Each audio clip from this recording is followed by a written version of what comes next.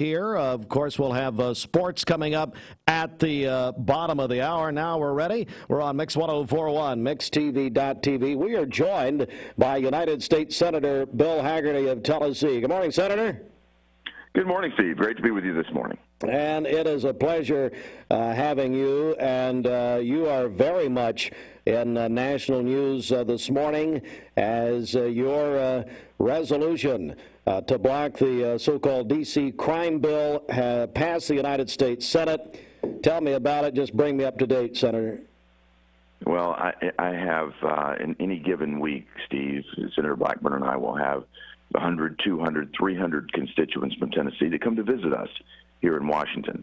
We want them to feel like they're safe. We don't want them to be concerned about getting carjacked or mugged or having something even worse than that happen. At the same time, I look at what's happening here in the District of Columbia, the federal District of Columbia, mind you. And we've got a crime wave that's underway right here. It's been going on, for the past couple of years. And we have looked at a situation where we've got carjackings that have tripled in the past 3 years. Homicides over the past 2 years have exceeded 200 per year. And so far this year, homicides are up so considerably over the same time where they were last year. We're on a crime wave that's accelerating. What's the D.C. Council's response to all of this?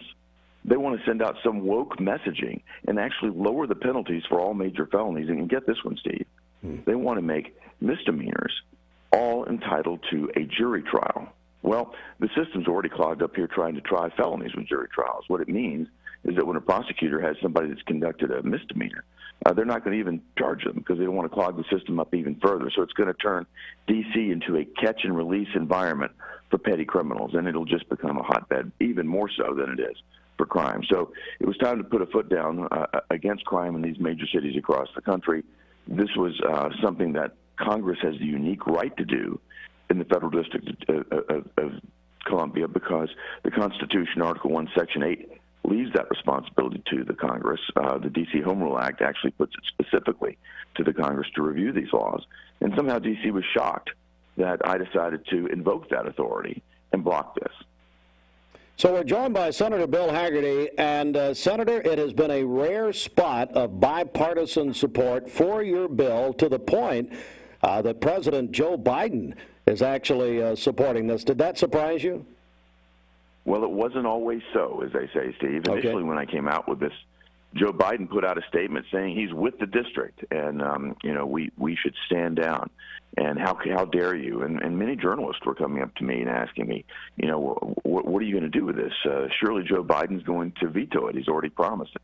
And I said, I think when Joe Biden takes a hard look at this and thinks about how the defund the police movement worked for them in the last election cycle, I think he's going to have a hard time not signing my bill.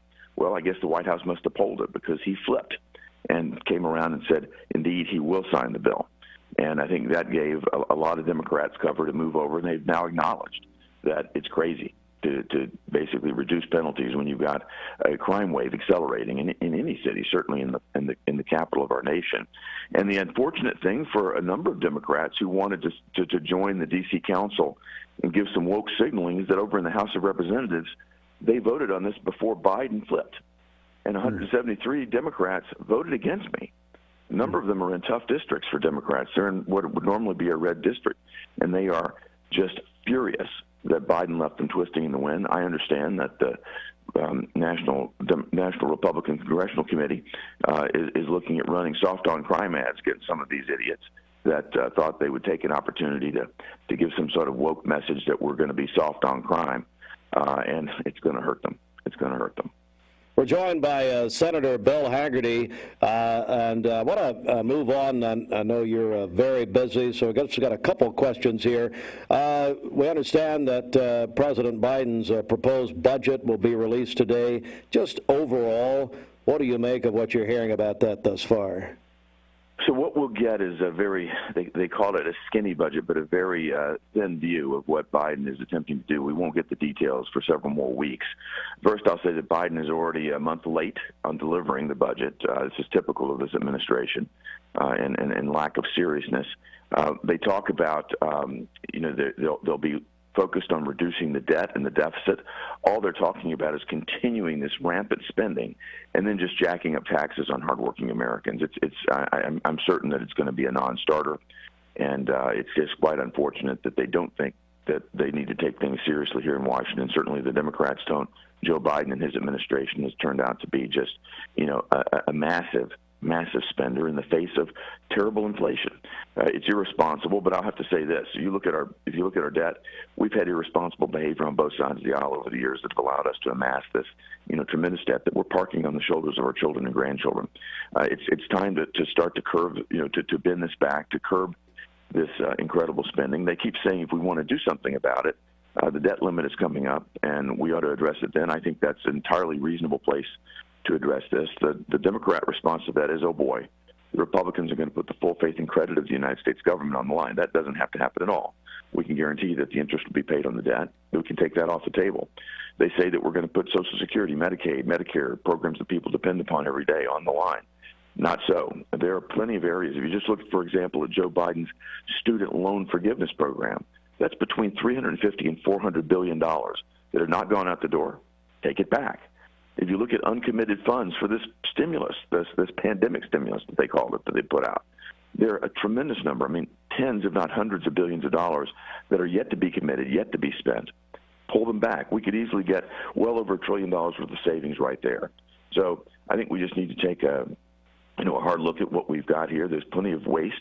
There's plenty of abuse of the system, and we need to come in and start to clean this thing up. And I think this is the opportunity to do it. Final question. We're joined by United States Senator Bill Hagerty of Tennessee.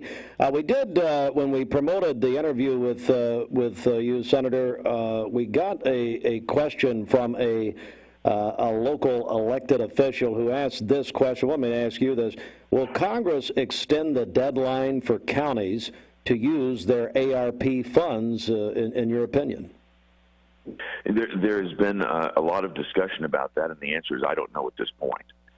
Again, we've got a divided Congress. There's much underway in the negotiations, and the answer is I do not know. I understand the question. I get this across the state because the Biden administration flooded the system with a lot of money, but they also were very late to give guidelines. Our own state comptroller, urged every county to be careful, to be very, very careful, because if you step across the line, particularly in a red state, the Biden administration will come down like a hammer on you. So I understand the concern, and we're looking at it, but we don't have the final answer at this point. Senator Bill Hagerty, and Senator, I really appreciate you joining us this morning. Anything else you want to add here before we go? No, just always great to be with you, Steve. I wish you a great ending of the week here. And I'll say I'm looking forward to getting out of D.C. and getting back home to Tennessee. I guarantee you. All right, Senator. Thank you very much. I appreciate it. Thank you, Steve. Yes, sir. Senator Bill Hagerty, and yes, Senator Hagerty's bill, there, of course, let's see here, the blocking of the D.C. crime bill passed the United States Senate. It had already passed the House of Representatives, heads to the president's desk for his signature. Very much in national news this morning. All right, Mix 104.1, MixTV.tv. Let's tell you what, Austin, let's do a check of the weather right here.